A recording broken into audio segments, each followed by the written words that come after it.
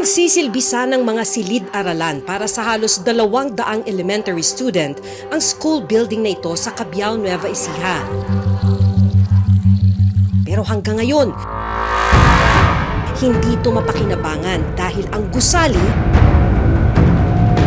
inabandona at iniwang hindi tapos. Unti-unti na rin nasisira ang ilang bahagi nito. Second floor, parang binuhusan lang ng semento. Tingnan nyo itong loob ng classroom. Parang nilagyan lang ng hollow blocks at saka semento. Iniwan ng ganyan. At sa sobrang tagal na hindi nagamit tong school building na to, yung mga jalousie, nagkabasag-basag na. Tapos ang pinakamalungkot ay itong blackboard. Sa sobrang tagal, inanay na siya. Tapos ganito na itsura. Filipino, grade 6, ang aralin po ay... Kaya ang mga mag-aaral nagtitiis sa isang lumang silid. At sa ilang pagkakataon, nalalagay rin sila sa panganib.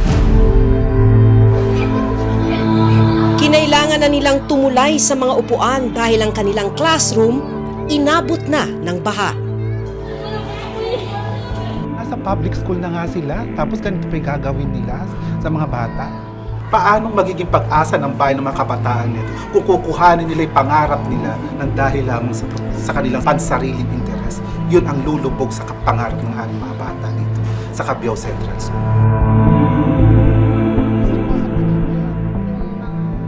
Corrupt po, syempre, yung mga government po natin is mga nangungurakot. Mahirap po as a student. Nakakaranas po kami ng hindi po dapat namin maranasan. Sa Bobo, Northern Samar, 2 4-story building naman ang plinanong ipatayo para sa junior at senior high school students. Pero nang amin itong bisitahin, mga bakal at poste lang ang naitayo. Nakakapanghinayang na hindi ito matapos. Magagamit sana ito ng mga guro at mag-aaral para ma-improve yung quality ng education. Paano humantong sa ganitong sitwasyon ang mga proyektong dapat sana'y pandayan ng kaalaman? Sino ang may pananagutan sa ganitong kapabayaan?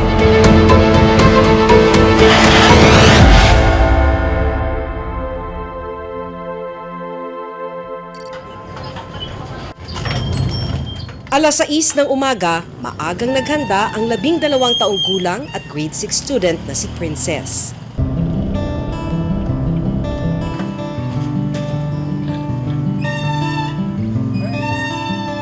Siya raw kasi ang naatasang magbukas ng kanilang classroom ngayong araw. Pagdating ko po is binubuksan ko yung classroom namin para po makapasok na yung mga kaklase ko.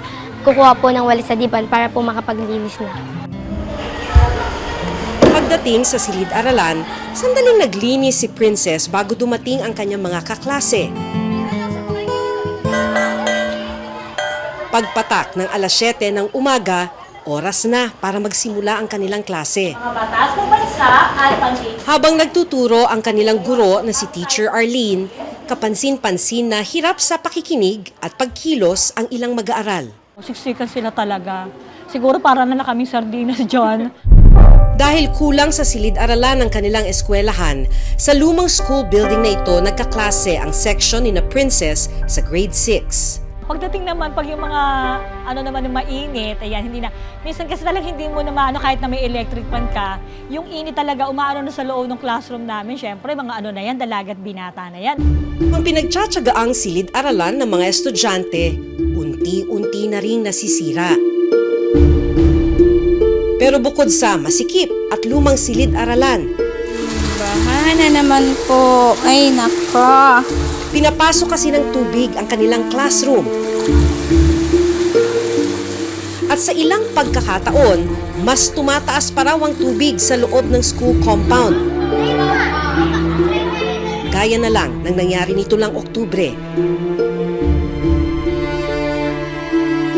Kinailangan pang tumawid ni na Princess gamit ang mga upuan para lang makalabas ng kanilang classroom. Kumusta kayo pagka binabaha yung classroom nyo? Hindi po kami masyadong komportable kasi po hindi po talaga kami mapag-klase. Pagka kunyari wala classroom, mahirap ba? As a student po, yes po. Dahil, Pero po, yun nga po, yung syempre po, kaming mga estudyante, nahihirapan po talaga. Ang hirap naman po kung maghahabol kami ng time sa mga lesson. Kung tutuusin, hindi dapat ito nararanasan ni na Princess. Dahil sa tapat ng ginagamit nilang lumang classroom, isang two-story na may 4 na classroom ang ipinatayo. Department of Public Works and Highways o DPWH ang implementing agency ng proyekto. May budget ang DepEd, pero ang DPWH ang nagpapatayo. Kasi ang DepEd, wala naman silang inherent capability na magtayo ng classroom. Ang problema, inabando na ito at hindi tinapos. overcrowded na po ba ang grade 6 nyo? Actually, ma'am, kasi ang isang sa mga factors na kaya gusto ko siyang mayari kasi, ma'am, dahil binabaha ang mga grade 6 classrooms namin. It is hard for them to learn po kapag hindi maganda ang learning environment ng mga bata. Kasi, ma'am, imagine natin ang panahon ng Pilipinas from June, nag-start ang pasukan up to ngayon, binabaha, bagyo. December. Yes, ma'am. Hindi naman po obra lagi na gano'n nagsasacrifice ang quality ng education natin.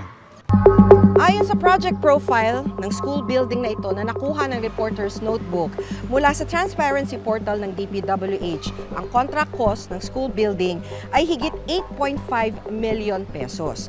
Nasimulan ng pagpapatayo ng school building na ito noong August 2020 at ang nakalagay dito na actual completion date ay November 27, 2020. Ayon din sa project profile, 100% completed na ang school building na ito. Tignan natin kung totoo bang 100% completed na.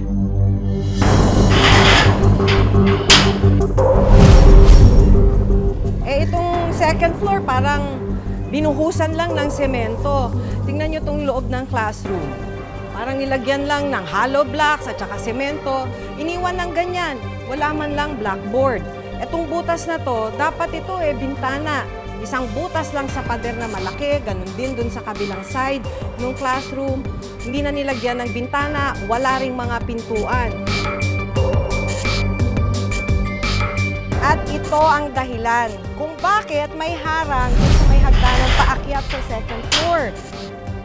Butas! Wala man lang harang na grill, talagang delikado para sa mga bata.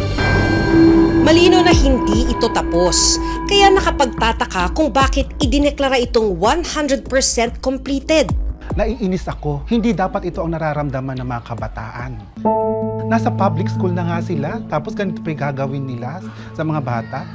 Alam nilang kailangan ng building at hindi natapos ang building. Tapos ganito, naala kasi sila sa sitwasyon na kung saan nakikita nila yung mga bata naming tumatalon, nananawid sa baha. Yun kasi ang masakit, ma'am. I went to DPWH. Sinabi ko sa DPWH, yung kamusta na po bang status ng building namin? Tapos sasabihin nila sa akin, sir, for funding pa po for the finishing ang building. For funding? For funding po. Ay, ganun po ba? Sabi ko. Siyempre po, kung ano sinasabi nila, doon na naniniwala ako. Kasi, sabi ko, for funding. Ilang beses for funding na yan. Nakakita na po ba kayo ng papeles? Actually, wala akong nakita ditong papeles, ma'am. So dito po sa DPWH na papeles niya, ang contract cost is more than 8.5 million. Pero ang importante kung tinitignan lagi namin is the accomplishment, it's the status. Tapos ang nakalagay po rito ay 100% completed na siya. Even during the time na kayo po ay nagpa-follow up, how do you feel about this na ang i-declare na rito ay 100% complete?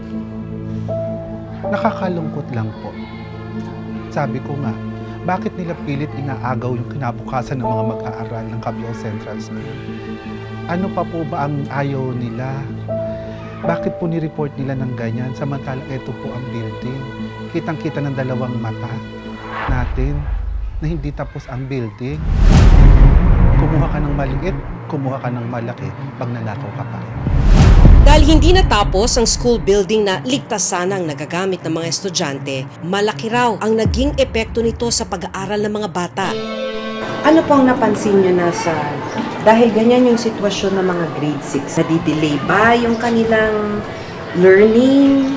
May delay talaga, ma'am. Kasi minsan ang momentum mataas, tapos biglang pagbuhat na may baha, biglang babagsak na naman sila. Kasi ma'am, what are they going is, lilipat sila ng classroom. Paano pa magkakaroon ng concentration ng mga bata? Sa ngayon, mahigit 1,000 mag-aaral ang naka-enroll sa Cabiao Central School. Ang inabando ng gusali, magagamit sana ng grade 4 hanggang grade 6 students. Daang bata ang supposed to be na makikinabang sa amin. Pero anong ginawa nila? Kinuha nila ang pangarap ng mga kabataan.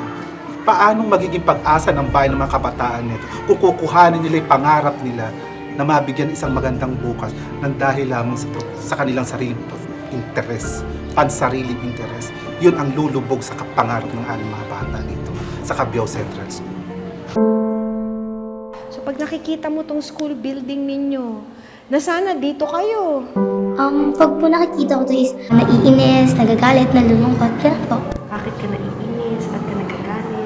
Kasi po hindi naman po namin magamit, pero kailangan po dapat namin to. About po dun sa mga government natin na mas pinili pa po nila yung kapakanan nila kaysa sa kapakanan ng mga mamamayan.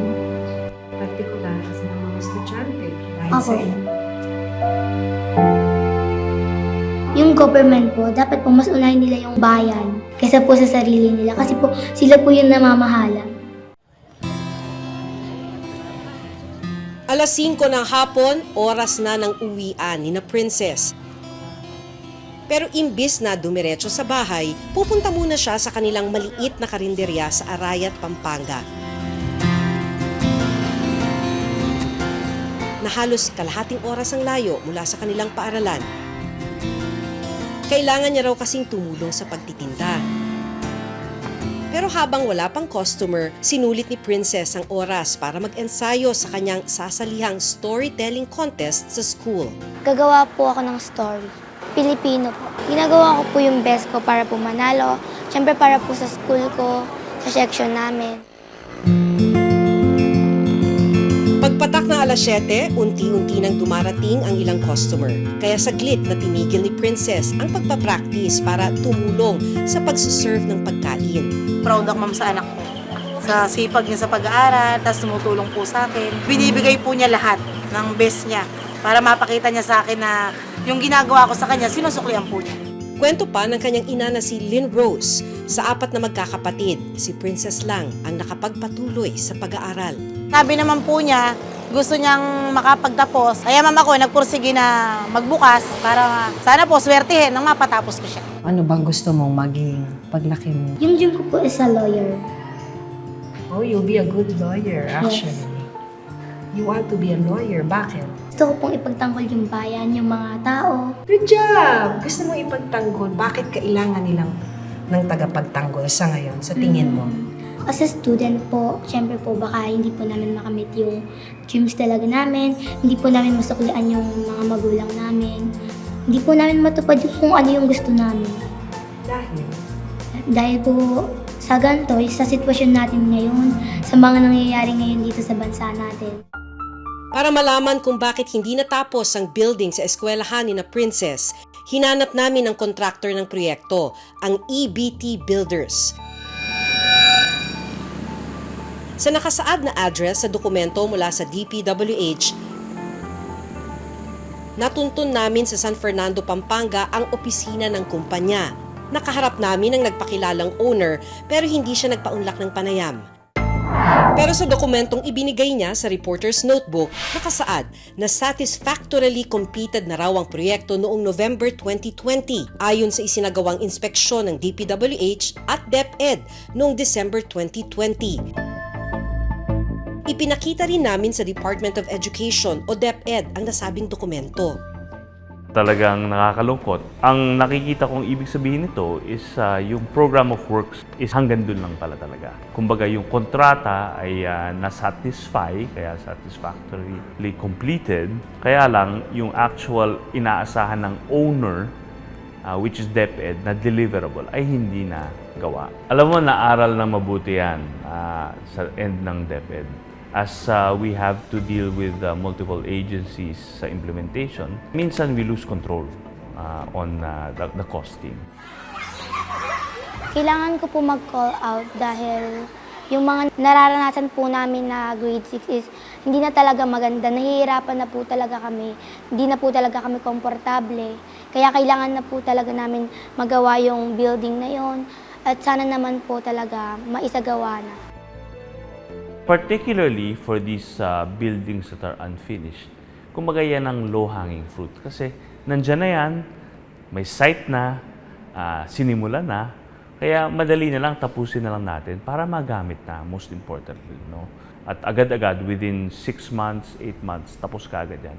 At magamit na kagad sa simula ng school year next year. Sa bayan ng Bobon, sa probinsya ng Northern Samar, matatagpuan ang isa pang school building project. DPWH din ang implementing agency ng proyekto. 2 4-story building ang dapat na itatayo sa Eladio T. Balite Memorial School of Fisheries. Ganito sana ang itsura ng isa sa mga ipapatayong 4-story school building sa Eladio T. Balite Memorial School of Fisheries sa Bobon, Northern Samar. Pero walang naipatayo. Tanging mga bakal lang na magsisilbing poste ang nadatnan namin. Very risky. Kasama ang principal ng eskwelahan, nilibot namin ang lugar kung saan sana itatayo ang proyekto. Ito ho, yung isang yung site ng Building 1, nakausil lang yung mga bakal. Nilagyan namin ng harang dito kay delikado sa mga estudyante. Ito ang pinaka-importante dito. Very risky na nakatiwangwang lang ganito ang kalagayan. Pinabayaan talaga. Sumunod naman naming pinuntahan ang lugar kung saan dapat itatayo ang ikalawang gusali. Pero ito ang tumambad sa amin. Isang bakanteng lote. Ang mas nakapanghihinayang, sabi ng principal, kinailangan pang i-demolish ang 7 classroom para pagtayuan ng panibagong gusali. Nakakalungkot, nakakapanghinayang na hindi ito matapos.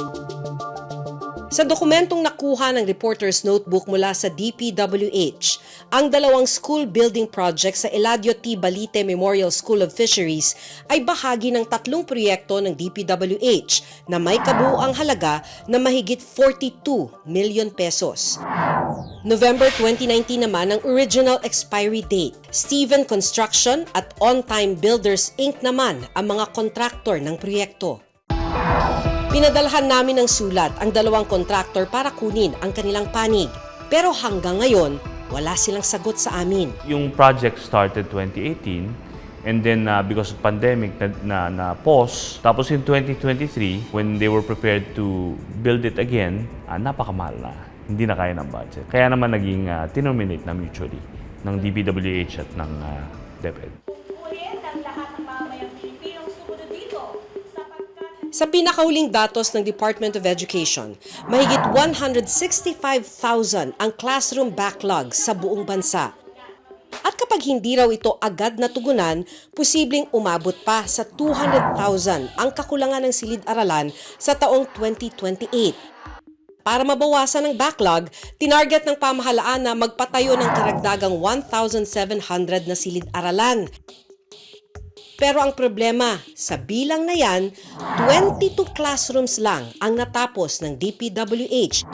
822 naman ang ongoing. At 882 ang hindi pa nasisimulan ang construction. Identify natin talaga kung saan yung shortage, saan kinakailangan yung classroom. At kung saan kailangan yung classroom, dun dapat itayo yung classroom. Number 2, dapat talaga yung site is may buildable space, no? So, doon tayo mag-propose ng classroom construction kung saan meron buildable space. Kaya naman humingi kami ng pondo for the first time sa Kongreso sa halagang 2.3 billion pesos na matapos na lahat ng building na yan sa madaling panahon. Sinubukan naming kunan ng pahayag ang DPWH para itanong kung ano ang plano ng ahensya sa mga school building na hindi natapos at inabandona. Pero hindi pa raw sila makapagbibigay ng panayam sa amin. Pero una nang sinabi ni Secretary Vince Dizon na gagawin nilang prioridad sa susunod na taon ang pagsasaayos ng mga school building. Nagsabi na ako na bago kayo mag-present sa akin ng panibago, pwede ba tapusin muna natin lahat ng unfinished bridge, unfinished road, unfinished classroom, unfinished hospital. Yun muna. Hindi problema yung pera eh. Ang daming pera ng gobyerno eh. Para sa ganito, ang daming pera. Problema, ninanakaw eh. So kailangan tapusin na to once and for all. Pero ayon sa isang education expert, marami pa ang kailangang ikonsidera bago maglabas ng bilyon-bilyong halaga na naman. Hindi laging napopondohan ng sapat. Ikalawa, tulad ng alam natin, mabagal yung pag-construct talaga ng classrooms. Tapos may iba't ibang issue pagdating sa land ownership, site titling, soil testing, etc. na nagpapabagal sa mga pagtayo ng classrooms. Challenging yun kasi alam naman natin, ang DPWH, ang dami namang hinahandle na iba't ibang construction. Susunod, Kasi po sa panahon ngayon, government po natin is mga nangungurakot. Mahirap po as a student. Nakakaranas po kami ng hindi po dapat namin maranasan.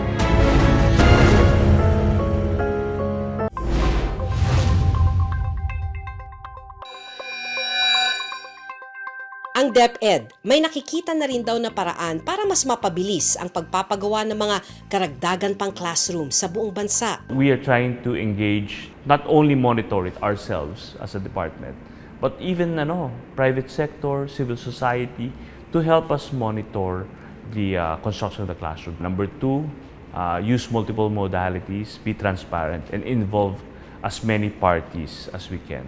Pagsisiguro din nila na pagtutuunan nila ng pansin ang mga proyektong hindi tapos at inabandona. Pinaghandaan namin na maayos yan talaga. Sa preparation lang dapat plansyado na para ma-implement na maayos yung project. Samantala, ilang buwan na lang magtatapos na sa grade 6 si Princess. Siyempre po malungkot pa rin kasi po baka po sa next year hindi pa rin magawa. Pero I hope po na magawa na talaga to para po sa next year magamit na po ng iba to. Pero patuloy pa rin daw siyang aasa na balang araw magagawa ang mga silid-aralan para sa kanilang paaralan. Kasi po sa panahon ngayon, government po natin is mga nangungurakot. Mahirap po as a student. Nakakaranas po kami ng hindi po dapat namin maranasan.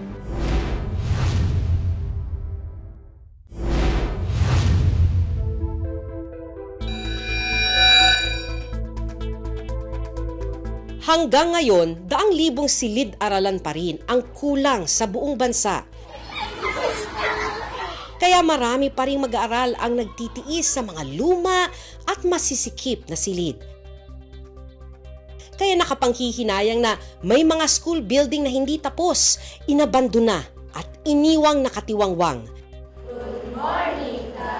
Hindi lang pera ang ninanakaw nila, kundi pati kinabukasan ng mga kabataan. Hanggang sa susunod na Sabado, ako si Maki Pulido at ito ang Reporter's Notebook.